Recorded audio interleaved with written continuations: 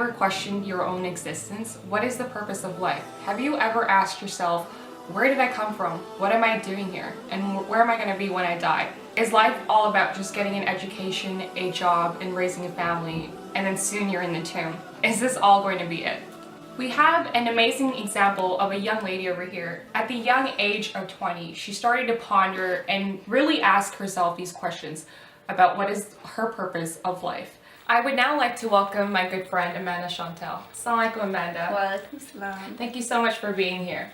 Just to start off, I would like you to briefly introduce who you are and talk to us a little about yourself. Well, like you stated, my name's Amanda, also known as Layla, my Islamic name. I was born here in Canada with my 4 siblings, me being the youngest. I was raised mostly in Toronto. I come from a European background. My family is of Christian faith. I was baptized Christian and then I converted to become Catholic when I attended a Catholic school for about 3 years of my life. But most of my life I attended public school. And soon enough I came to Islam. I had many Muslim friends, but they never used to wear hijab, so I never thought of them as anything. At that age, I was so young. I was probably 10, 11, 12, and they were just my friends. I just enjoyed playing with them, so I never thought of them in that sense. But my best friend, Sonia, I used to always go to her house, and her parents would take us to Quran classes, so I would go, but it was in Urdu, so I didn't understand, but I just always acknowledged the strong faith they had, and I would see them praying, and since my family weren't that religious, it always made me wonder and ask questions about God and about creation and stuff. So that's when I really wanted to learn more about religion, so I asked my parents if I could attend a Catholic school. So since in Catholic school I didn't gain the faith that I intended on, I decided in high school that I would go back to public school. So I did attend high school, and it was at that time of my life where I was just getting to know myself, and I was going through a lot of challenges, and of course everyone goes through in high school. They're still growing up and stuff. So it was around age 17, I think, that one of my friends closest to me, they passed away, and it was a really hard time for me. I hit rock bottom. I forgot who I was. I was not happy at all, and it hurt people around me for them to see me that way. And so I just really, once you hit rock bottom, you have to pick yourself up. And so I started hanging out with the wrong crowd, and unfortunately that didn't make me happy. So eventually I was waiting at a bus stop one day, and this man came and he gave me the translated of the Quran, and he said that you should read this. So I spent a lot of time at home getting to know myself and trying to be happy again somehow or another, but I was still very depressed. And so after reading the Quran one day, I just broke down in tears, and I was so upset. And even still, I had a lot of anger and resentment, and I said, why would God take someone so young away from me? I didn't understand it. Why would he put someone through suffering? But unfortunately, in the Quran, all my questions I had, they were all answered, and so it really interests me about Islam. And so I went back to my Muslim friends that were not practicing, and I asked them questions, but they weren't giving me the knowledge I intended on. So I actually called a few masjids close to my area, and I asked if I could meet with the imam there so I can learn more about it, and that's when my journey began. Many challenges, and I still have challenges today. And I mean, when I first converted, I lost a lot of friends that were really close to me, but I realized in the end that they weren't true friends. I got a lot of rude remarks that I'm a Paki wannabe, I want to be brown. But this is all just ignorance. People don't have the knowledge, and they're just talking about whatever they think, whatever comes to mind. So, I've always been the type of person who never cared what other people had to say. So in that sense, I was always strong. It never got to me. And, they're your parents. So in Islam especially, you have to really respect your parents. So, I always try to educate them and let them know as much as possible. And, even still, I still have challenges in my family. But, inshallah, hopefully they're gonna learn as time goes on. But of course, it's gonna be hard for any revert, explaining to their parents, because they're older than you and they know their ways, not, so it's hard introducing something like Islam and a new religion to them. So they're still learning, but alhamdulillah, they're accepting of it. And so I overcame that challenge with time. I didn't know anything about it. When I was reading in the Quran, I was like, what is Shia or Sunni? I mean, our Prophet Muhammad sallallahu alaihi wasallam, he was just Muslim, and the rest of the prophets. So I did not know even what, because in their mind they were still thinking it's a culture thing. But then after, I joined a group called New Muslim Care. It's a group with all reverts, and alhamdulillah, I met so many wonderful sisters who have helped me.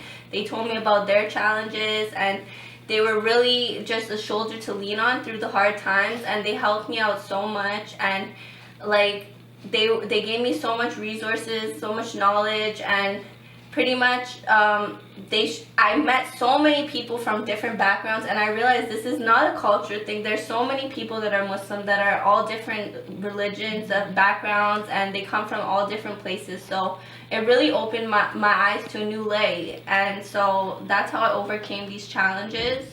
And I mean, people say a lot of rude things to me. I get it all the time, and people don't understand it. They always think, oh, you must be Arabic, you must be Lebanese or something. But no, Islam is a religion for everyone of all backgrounds. So that's what people need to understand, and people need to stop paying attention to the media, because the media is really giving a bad name about Islam especially. And I mean, it's not true. If you read the Quran, you read the Hadith, it's all about peace. So I mean, that's the confusion that people get, as well as my family members, my friends.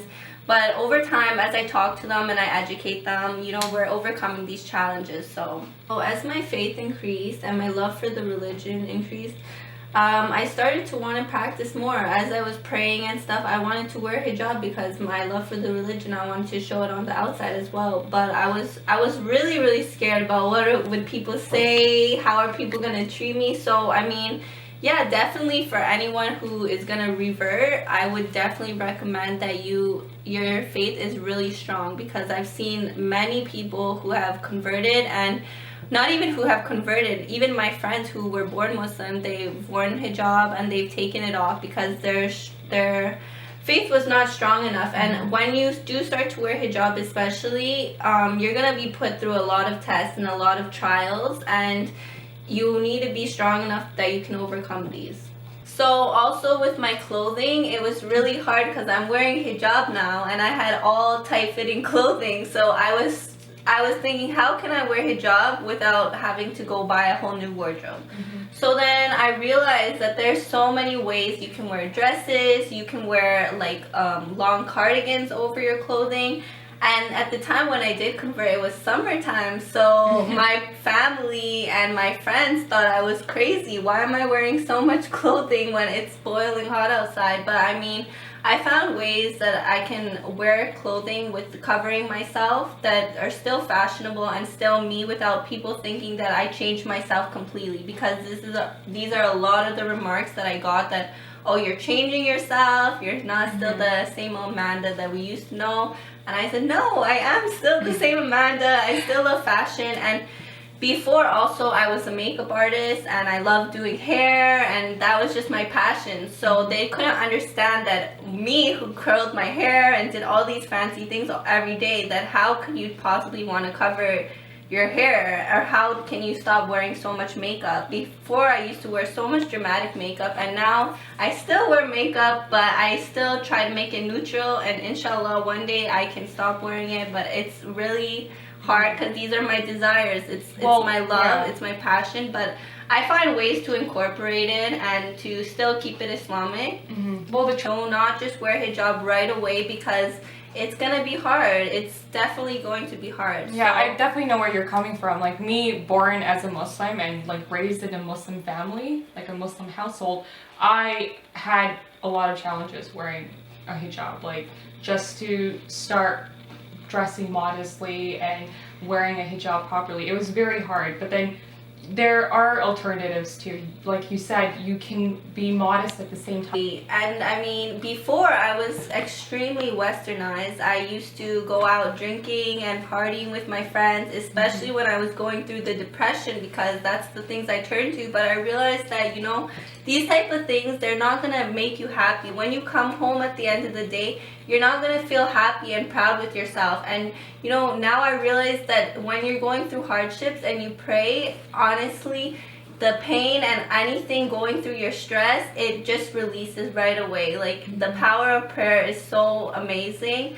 And I mean, there's still obviously temptations and desires. I love music, but I never knew there was nasheed. So now, instead of listening to my music, my party music, and my headphones, I have my nasheeds playing. And honestly, they've helped me so much. I listen to lectures when I'm going somewhere, or you know, I listen to surahs, and honestly, listening to surahs, I've learned them so fast, and they've been coming to me very easily, alhamdulillah. So I mean, yeah, there's different ways you can incorporate it. It doesn't come right away. It was definitely hard for me, but I mean, there's ways that you can overcome these. And I had to get rid of a lot of people, because even some of my friends that were Muslim, they would be like, oh, I know, you're like, what happened to the old Amanda? Why don't you do this? Why don't you do that? And stuff. And I'm like, you know, no, astaghfirullah, you know, you can't be doing these things anymore. And I've helped change a lot of people's lives, and you know, people see me practicing. But also, another challenge is, as a revert, people have a lot of high expectations. They expect me that, oh, I'm supposed to be perfect overnight and know everything. And you know, it's not like that. It's really hard. There's so many challenges, and you know, as time goes on, it's baby steps. Do not just jump into the religion. You know, learn more, start practicing. You know, also haram foods, like at my house now, it's hard. I have to go get halal food, so that's also another challenge, you know. But while I'm out, I try to eat halal. I try to be the best Muslim I can possibly be, and that's the only thing I can do, right? Now I want to help out more. I want to give zakat and help the charity and the needy. It also, when you're praying, I find that you're thinking a lot about life, and you're thinking about what your purpose is.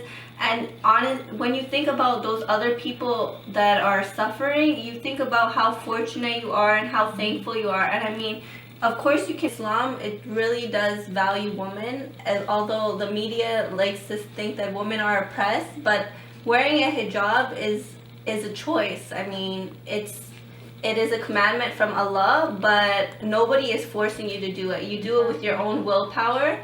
And now I definitely see a purpose in life, and I know that for my good deeds, I'm getting rewards in the hereafter.